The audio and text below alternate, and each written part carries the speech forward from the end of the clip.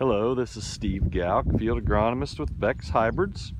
And here looking at a field of corn that we've seen some yellow streaking in.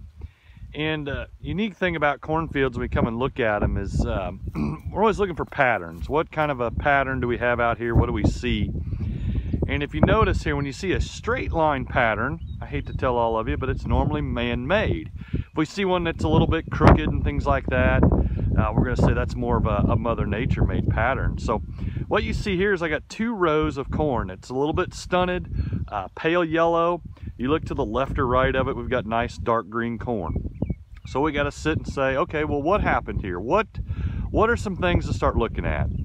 So we could say, well, maybe there's some compaction, maybe there's some root restrictions.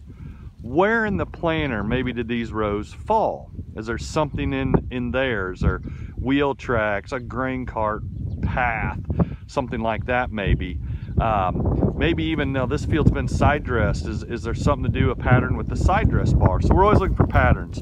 So first, when we're always looking at corn like this, we're going to start by digging plants. So we dug some of the yellow roots here. And you'll see we got a decent root structure in this corn plant. But if you look really close, you can see there's a little bit of what we would call kind of some tomahawk roots, some compaction here, sidewall compaction where these roots are kind of collapsed together. But we've got some good nodal root growth trying to get through. This is a no-till field. So there was a little, could have been, but could have been some issues with some sidewall compaction. Maybe it stunted this plant. But we go dig a good green plant.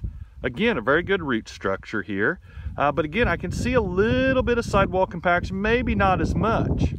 So both plants are showing a little bit of sidewall compaction. So we can kind of say, all right, that's probably not what our main issue is here. So then we look at the corn planter.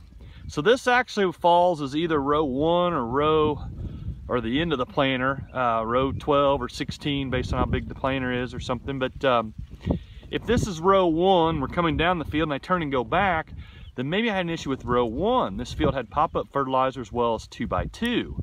So we could say, well, there may have been an issue. I got one row that the 2x2 was plugged, the plant was unable to get to it. Maybe it wasn't putting any on. Maybe it's too far away.